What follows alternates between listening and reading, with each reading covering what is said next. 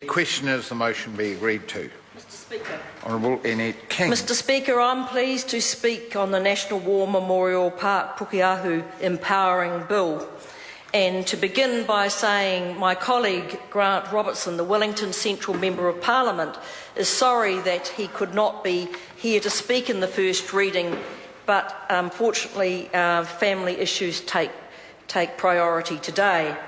But I'm, as another Wellington Member of Parliament and a person involved in the original idea in the last Labor government, I'm very pleased to be able to speak in this bill. We will support this bill and we will work with the government to ensure its passage.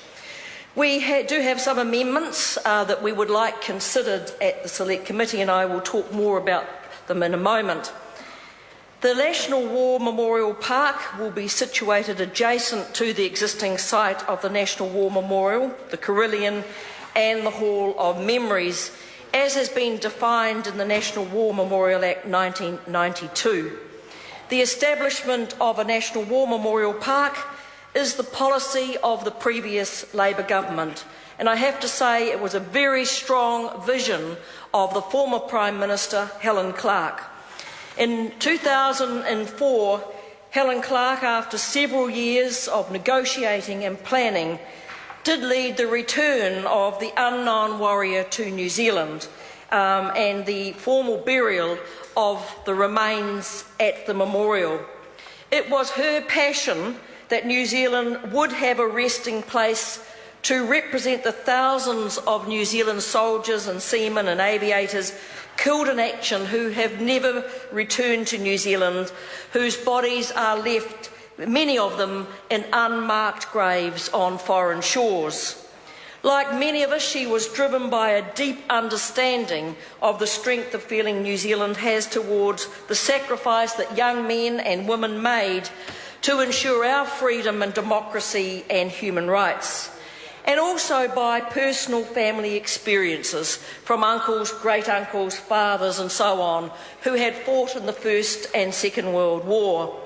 I have to say that my regard for our old servicemen comes from a very early age, with the emphasis that my parents put on honouring those who had served in those wars. In June 2007, I represented the New Zealand government at the 90th commemoration of the Battle of Messines in Belgium. 128 officers and soldiers are buried at the Messines Ridge Cemetery, thousands of kilometres from home, defending people they did not know. It was a battle where Corporal Samuel Frickleton, a South Island coal miner, won his Victoria Cross. And I have to say that I was moved by the gratitude still felt by the people in that tiny village of Messines, a twinned village with Featherston in New Zealand. And in the museum that you will find in that village, I found the names of 2 young men killed in action from my hometown of Murchison. And when you consider what a tiny town that is, and 2 men had lost their lives in that battle, that certainly moved me. On the 24th of April 2007, Helen Clark and I announced plans for a New Zealand Memorial Park at the National War Memorial Precinct. 10.9 million of funding was allocated at that point, and Wellington City Council also committed funding, and we worked closely with the former Mayor, Kerry Prendergast, on this matter. It was the accumulation of several years of work. From the time of the return of the unknown warrior work was started on the idea of a National Memorial Park. It started by ensuring that we were able to acquire the land, because the land actually was zoned semi-industrial. We needed to be able to acquire that land for the park to proceed. And we worked with the Wellington City Council on that proposal. I was disappointed when I heard on the radio at the time this bill was announced criticism from the Green Party about the delay by Labour for this park. In fact, they were quite wrong.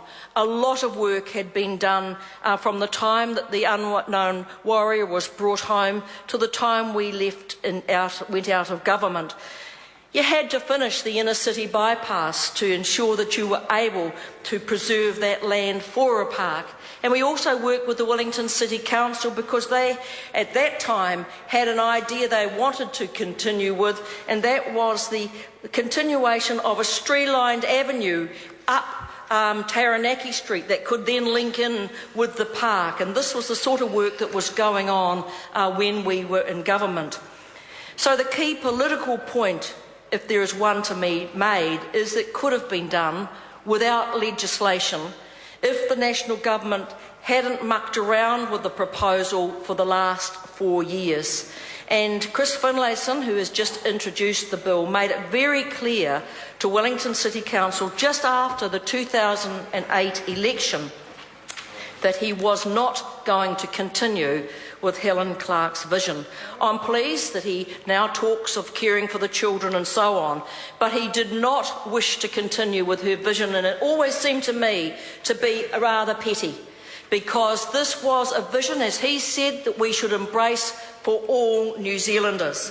So putting aside the petty politics that have been played with the Memorial Park, we do want to see a national memorial park that the nation will be proud of at the 100th anniversary of Gallipoli in 1915.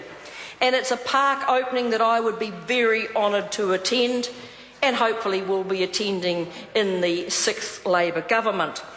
So the passing of this empowering legislation should not be done lightly. This is empowering legislation, and we always need to be careful when we give such power to this Parliament.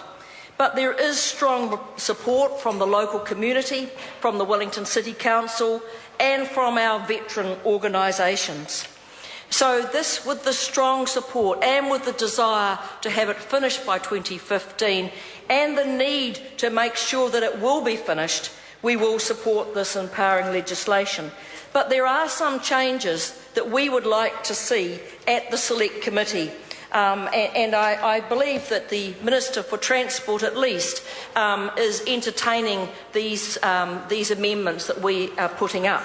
We would like to see the role of the review panel that is established in the legislation be widened to include oversight of the consents that are granted. Given that the range of the consents and the overriding of the appeal rights, we think that would give the public confidence to the process if the review panel had this role. This is especially important in terms of environmental and heritage considerations. Secondly, we would like to see the review panel report on its work on a regular basis, 6-monthly, to the Select Committee, such as, say, the Regulations Review Committee. Thirdly, we would like to see prior consultation procedures with interested stakeholders before orders in council are proposed. The community forum that's been established in legislation, we believe, could fulfil this role. And fourthly, we would also like to put into law a role for the community forum in being consulted on the final design of the park.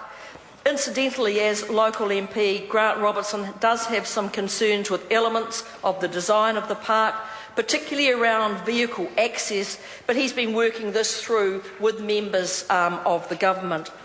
So we support the undergrounding of Buckle Street, but we have to say that it is going to be rather a funny road, because we now have just had announced by the New Zealand Transport Agency the flyover that's going around the Basin Reserve. So this road is now going to look like a roller coaster road, where you go under, you go up, and you go down, and you go up, and you head to the tunnel at Mount Victoria.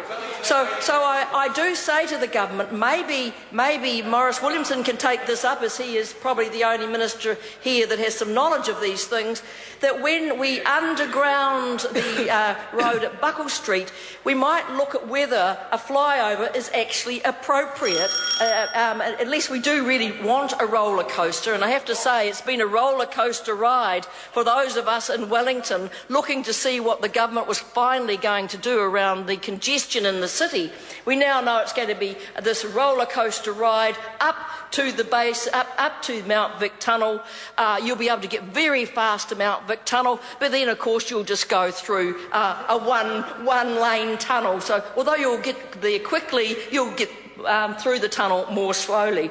So we do say to the government, in the wider sense, this is a great idea, the park. We will support it, but look at what you're doing with the other roads around the Basin Reserve leading to Mount Vic. We don't want it to look foolish when we finally open it in 2015. So well, the Labour Party will be supporting this bill, and we will be giving all assistance and advice we can to the government to make sure it goes through in the timetable that's been set. I call the Honourable Minister